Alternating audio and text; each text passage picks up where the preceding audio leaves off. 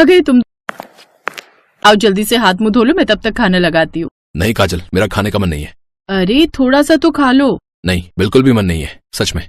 Office में फिर कुछ हुआ है क्या? नहीं तो। झूठ मत बोलो, तुम्हारे चेहरे से सब पता चल रहा है। अब क्या बताऊं तुम्हें, वो खड़ूस बॉस रोज किसी ना किसी बात पर डांटता रहता है। परेशान हो गया हूं यार मैं उससे। अरे तो तुम नौकरी बदल लो ना। इतना आसान नहीं है, ये तुम्हारी माँ का खेत नहीं है कि आज गेहूं उगा लो और कल धान, समझी? ये कहकर ईशान गुस्से में उठकर चला गया, लेकिन ईशान की बात सुनकर उसकी पत्नी काजल की आंखों से आंसू बहने लगे। दरअसल काजल बहुत ही गरीब माँ की बेटी थी।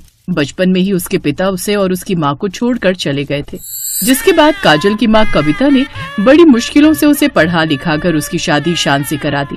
काजल, ओ काजल, अरे सॉरी यार, मुझे तुम्हारी माँ को बीच में नहीं लाना चाहिए था। बात वो नहीं है ईशान, बात यह है कि जहाँ तुम्हें गुस्सा दिखाना चाहिए वहाँ तो तुम गुस्सा दिखाते नहीं हो, और जो तुम्हें सही चीज बता रहे हैं तुम उसी पर अपनी भड़ास निकाल देते हो।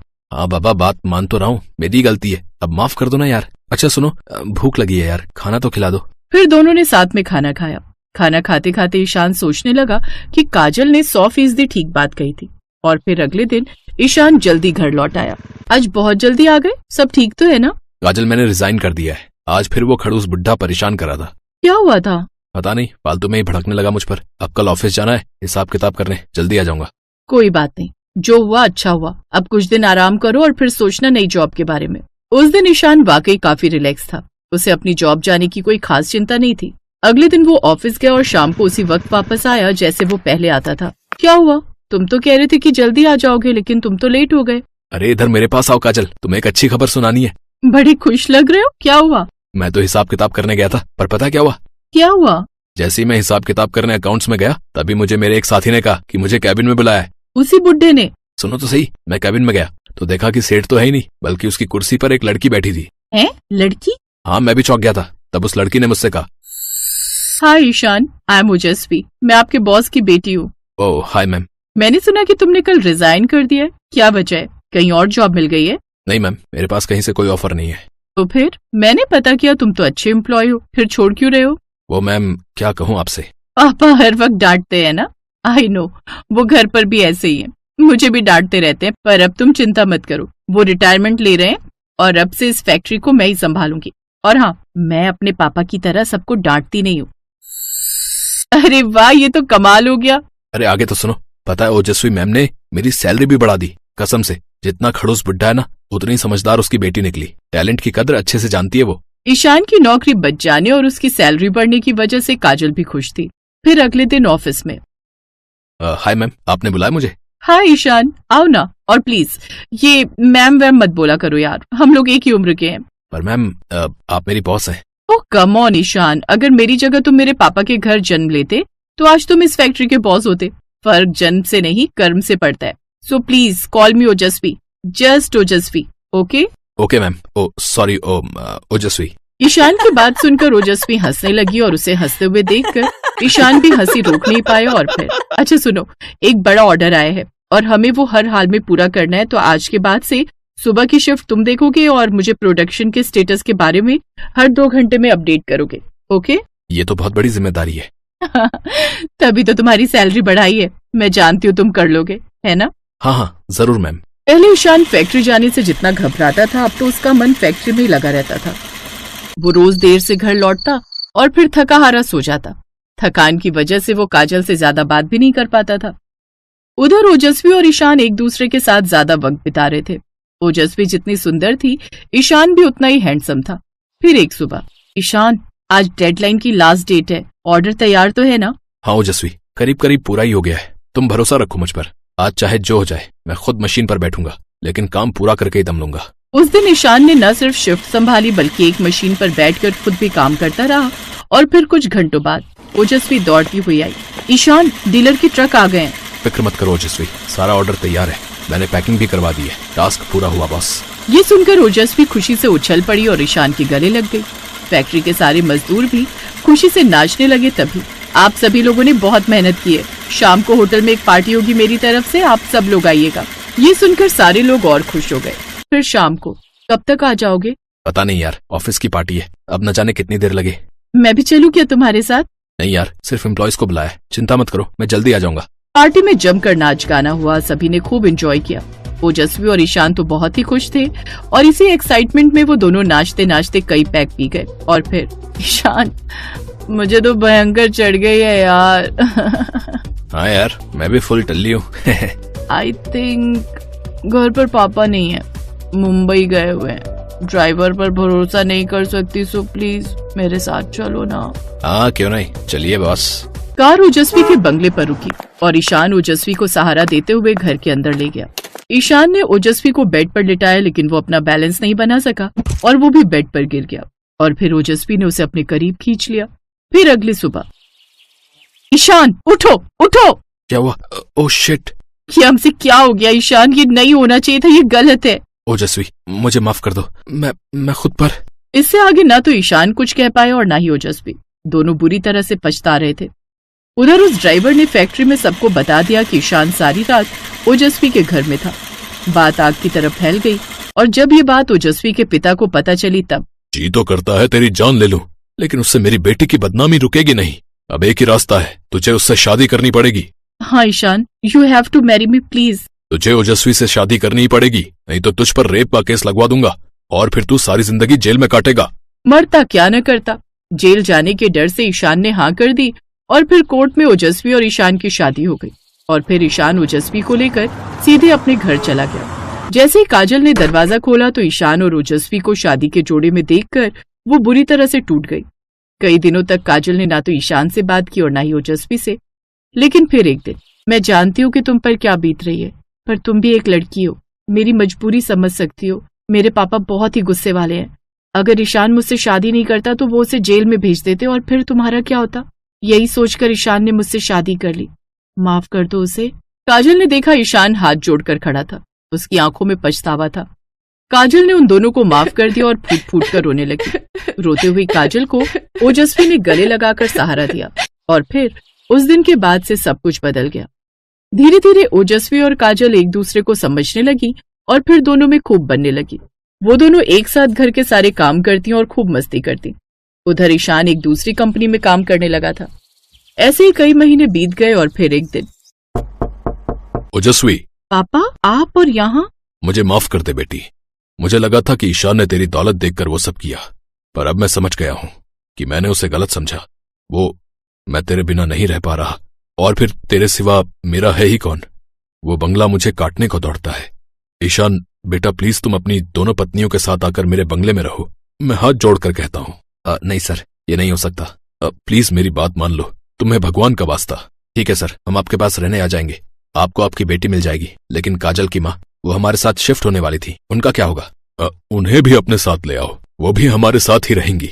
सभी लोग खुशी खुशी जीवन के बंगले में रहने चले गए और फिर 2 दिन बाद ईशान काजल की माँ मीना को भी अपने साथ ले आया। लेकिन जैसे ही जीवन ने मीना को देखा तो उसकी आंखें फटी की फटी रह गईं। हे भगवान, मीना, तुम आखिर मुझे मिल ही गई। लगता है भगवान ने मेरा प्रायश्चित स्वीकार कर लिया। मैंने अपने गुस्से की वजह से ही तुम्हें खो दिया था और आज मुझे मेरी खोई हुई पत्नी और बड़ी बेटी मिल गई। काजल, मुझे माफ कर दे बेटी। मैं तेरी माँ और तुझे छोड़कर भाग गया था और ओजस्वी को साथ ले गया था, पर आज मेरा परिवार पूरा हो गया। सच जानकर सभी हैरान थे, लेकिन काजल और ओजस्वी खुश भी थीं, क्योंकि अब वो सौतन से बहनें जो बन गई।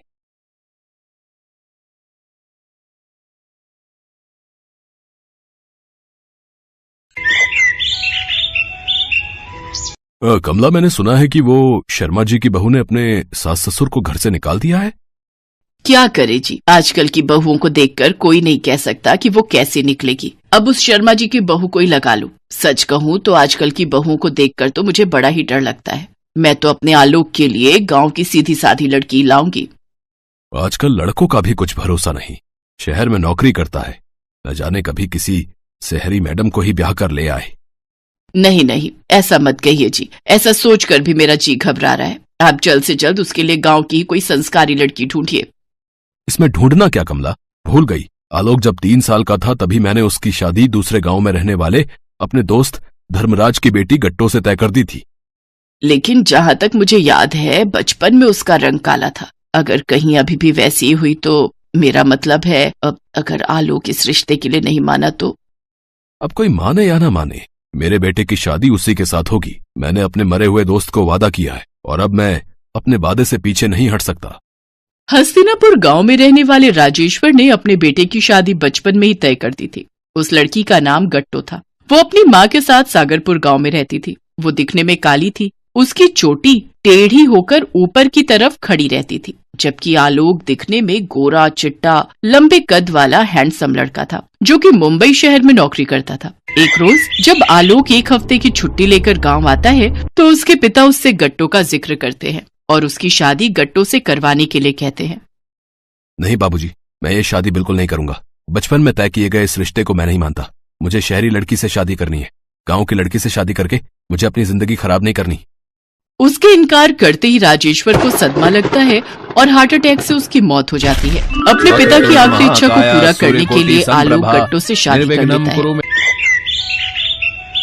एक रोज वो आलोक को शेविंग करते हुए देखती है, जिसे देख उसे लगता है कि ये गोरे होने की क्रीम है और वो सोचती है, ओह तो ये है वो क्रीम जिसको लगाकर आलोक जी इतने गोरे हुए हैं। अब तो मैं भी इसे लगाऊंगी। आधी रात को गट्टो वो क्रीम अपने फेस पर लगाकर सो जाती है। रात को जब आलोक को प्यास लगती है और वो पानी पीने के लिए उठता है तो वो डर के मारे चिल्लाता है, भूत भूत। अरे क्या हुआ, क्यों गला फाड़ रहा है? माँ अंदर कोई चुड़ैल है, चुड़ैल। मुझे चुड़ैल से बचा लो, मुझे उससे बहुत डर लगता है। तभी गट्टो बाहर आती है। उसे देख सभी चिल्ला पड़ते हैं, अरे माँ मैं हूँ, आपकी बहू गट्टो। गट्टो कभी खाना बनाती तो या तो सब्जी जला देती या तो कभी प्रेस करते हुए आलोक के नए कपड़े जला देती। उसकी हरकतों से आलोक परेशान हो जाता है और कुछ दिनों बाद वो वापस अपनी नौकरी पर चला जाता है। लेकिन शहर पहुंचने के बाद वो एक बार भी गट्टो को फोन नहीं करता और न ही उसकी खबर लेता। गट्टो ने अपनी सास से इतने दिनों में बढ़िया खाना बनाना सीख लिया, साथ ही घर के सभी काम सलीके से सीख लिए। लेकिन वो कुछ दिनों से उदास रहने लगी। उसे उदास देख कमला ने उससे कहा, क्या हुआ गट्टो बहू, आलोक की याद आ रही है क्या? जी माँ जी। तो तू उसके पास शहर क्यों नहीं चली जाती? देख अभी तुम दोनों की नई नई शादी हुई है, जितना एक दूसरे के साथ समय बिताओगे उतना अच्छा रहेगा, और तभी तो मैं भी जल्दी से दादी बन पाऊंगी। क्या माँ जी, आप भी ठीक है, आप कहती हैं तो मैं कुछ दिनों के लिए शहर चली जाती हूँ, लेकिन मैं आपको अकेले छोड़कर नहीं जा सकती, आप भी मेरे साथ चलिए। अच्छा अच्छा ठीक है। उधर शहर में आलोक को अपनी ही कंपनी की मैनेजर नैना से प्यार हो जाता है और वो उसके साथ शादी करके उसके घर में ही रहने लगता है। नैना मॉडर्न, बोल्ड और खूबसूरत शहरी लड़की थी। वो अपने माँ बाप की इकलौती बिगड़ी हुई लड़की थी। आलोक उसके साथ अपनी लाइफ एंजॉय कर रहा था। गट्टो अपनी सास कमला के साथ बस पकड़कर शहर पहुंच जाती है और वो आलोक के बताए हुए पते पर पहुंचती है, जहां पहुंचकर उन्हें पता चलता है कि आलोक अब वहां नहीं रहता। कि तभी आलोक अपनी कार से घर जा रहा होता है और उसकी नजर उन दोनों पर पड़ती है। माँ आप दोनों यहाँ क्या कर रही हो? हाँ आलोक, हम सुबह से तेरा घर ढूंढ रहे हैं, लेकिन जो तूने पता दिया था उन्होंने कहा तू अब वहाँ रहता ही नहीं है। हाँ माँ, अब मैं कहीं और रहता हूँ। आलोक उनको अपने साथ घर ले जाता है, जहाँ नैना हाथ में वाइन का गिलास लिए उससे पूछती है, अरे आलोक, ये इन दो जोकरों को कहाँ से उठा लाए? सर्कस गए थे क्या? नैना ये मेरे दोस्त की माँ और बीवी है, काम की तलाश में गाँव से आई है, और हमारी मेड भी तो गाँव गई है ना, तो तब तक इन्हें ही काम पर रख लेते हैं। आलोक की बातें सुनकर कमला और गट्टो हैरान रह जाती है। आलोक उन्हें अकेले में जाकर समझाता है, माँ ये मेरी बीवी है और मैं इसी के घर में रहता हूँ, और जब तक आप दोनों यहाँ हो अपना मुंह बंद रखना, नहीं तो अपने बेटे का मरा हुआ मुंह देखोगी। गट्टो और कमला चुपचाप उस घर में रहकर घर का सारा काम करते। ऐसे ही कुछ दिन बीत जाते हैं और फिर एक रोज, हे राम, इतने सारे बर्तन! जब उस बड़ी सी मशीन में कपड़े धुल सकते हैं तो फिर ये बर्तन क्यों नहीं? मैं एक काम करती हूँ, अभी के अभी जाकर वो सारे बर्तन धो देती हूँ। गट्टू वो सारे बर्तन वॉशिंग मशीन में डाल देती है और मशीन में से जोर जोर से धड़ाम धड़ूम की आवाज आने लगती है और फिर एक जोरदार आवाज के साथ वॉशिंग मशीन की मोटर जल जाती है। हे यू इडियट, तुम्हें किसने कहा इसमें बर्तन धोने को? गंवार कहीं की हमारा नुकसान करवा दिया। लेकिन मुंबई शहर में काम वाली आसानी से मिलती नहीं है, जिस वजह से नैना उसे घर से नहीं निकालती। रिसेशन के चलते आलोक की नौकरी चली जाती है और अब वो भी घर पर ही रहता। नैना एक शाम ऑफिस से थकी हारी घर आकर सोफे पर बैठ जाती है और फिर आलोक को बुलाकर उससे कहती है, आलोक डार्लिंग, मेरे जूते उतार दो प्लीज। वहाँ खड़ी कमला और गट्टो सब देख रही होती है। आलोक हिचकिचाते हुए उसके जूते उतारता है, तभी वो चिल्लाकर कहती है, सॉक्स क्या तुम्हारा बाप आकर उतारेगा? बेचारा आलोक शर्मिंदा होकर वो सब कर देता है। जहाँ नैना हर वक्त आलोक का तिरस्कार करती तो वहीं गट्टू आलोक का खूब ख्याल रखती। धीरे धीरे आलोक के मन में नैना के लिए नफरत और गट्टू के लिए प्यार जागने लगा। एक दिन कमला ने गट्टू से कहा, बहू, अगर हमें अपने पति को अपनी ओर आकर्षित करना हो तो घर के काम के साथ साथ खुद पर भी थोड़ा ध्यान देना चाहिए। इतना कहकर कमला गट्टू को पास के पार्लर में ले जाती है, जहां वो उसका मेकओवर करवाती है और उसकी टेढ़ी चोटी अब लंबे खुले चमकदार बन गए थे। अब वो काफी सुंदर दिखने लगी। आलोक ने जब उसे ऐसे देखा तो वो उसे देखते ही रह गया। अगले दिन करवा चौथ होता है। गट्टू आलोक के लिए व्रत रखती है, जबकि नैना ने व्रत नहीं लिया होता। ये व्रत का ढोंग किस लिए गट्टू, और वो भी उस आदमी के लिए जो तुम्हें छोड़कर भाग गया? अरे मैं तो कहती हूँ ऐसे आदमी को बीच चौराहे पर गोली मार देनी चाहिए। नहीं नहीं मेम साहब, ऐसा मत कहिए। वो बुरे हैं, भले हैं, जैसे भी हैं, मेरे पति हैं। बुरा है, भला है, जैसा भी है, मेरा पति मेरा देवता है। हो मेरा पति मेरा देवता है। शाम को कमला गट्टू से कहती है, बहू देख तो चांद निकल आया है, अब व्रत तोड़कर कुछ खा ले बहू। नहीं माँ जी, जब तक वो मुझे अपने हाथों से पानी नहीं पिलाएंगे मैं कुछ नहीं खाऊंगी पीऊंगी। आलोक ने गट्टू को जैसे ही अपने हाथों से पानी पिलाया तो उसे नैना ने ऐसा करते देख लिया। आलोक, क्या है ये सब? अच्छा अब मैं समझी, मैं सारा दिन ऑफिस में रहती हूँ और तुम सारा दिन घर पर पड़े रहते हो, तभी इस चुड़ैल ने तुम्हें अपने झांसे में फंसा लिया होगा। और तुम्हें भी घर बैठी रखेल मिल रही है तो इसमें बुराई क्या है? मेरे ही टुकड़ों पर पलकर मेरे ही घर में रहकर मुझे ही धोखा दे रहे हो अपनी इस रखेल के साथ मिलकर। अपनी बकवास बंद करो। बीवी है वो मेरी पहली पत्नी। मेरी ही भूल थी जो मैंने तुमसे सच छुपाया। लेकिन अच्छा ही है जो सच्चाई तुम्हारे सामने आ गई। मैं गट्टू से प्यार करता हूँ और मुझे गर्व है कि ये मेरी बीवी है। यू इडियट, निकल जाओ अभी के अभी मेरे घर से। डिवोर्स के पेपर्स तुम्हें मिल जाएंगे। अरे तुम क्या मुझे तलाक दोगी? मैं ही तुम्हें छोड़ रहा हूँ। इसके बाद आलोक गट्टू और अपनी माँ के साथ घर से निकल जाता है। लेकिन अब उनके पास ना तो रहने का ठिकाना होता है, ना ही कोई काम। आलोक जी, मैं सोच रही हूँ कि क्यों ना हम खाने का एक ठेला लगाएं। मुंबई शहर में ज्यादातर नौकरी पेशा लोग अपने परिवार से दूर रहते हैं और वो सभी बाहर का खाना खाकर बोर हो जाते हैं। तो अगर हम अपने ठेले पर घर का बना खाना बनाकर बेचेंगे तो वो सबको बहुत पसंद आएगा। गट्टू का आइडिया काम कर जाता है। वो अपने ठेले पर राजमा चावल, कढ़ी चावल और दाल रोटी सब्जी बनाकर बेचने लगती है, जिससे उसे खूब मुनाफा होता है। और कुछ ही दिनों में वो और आलोक मिलकर खुद का एक रेस्टोरेंट खोल लेते हैं। साथ ही शहर में अपना एक घर भी ले लेते हैं। आलोक नैना को तलाक देकर खुशी खुशी गट्टू और कमला के साथ रहने लगता है।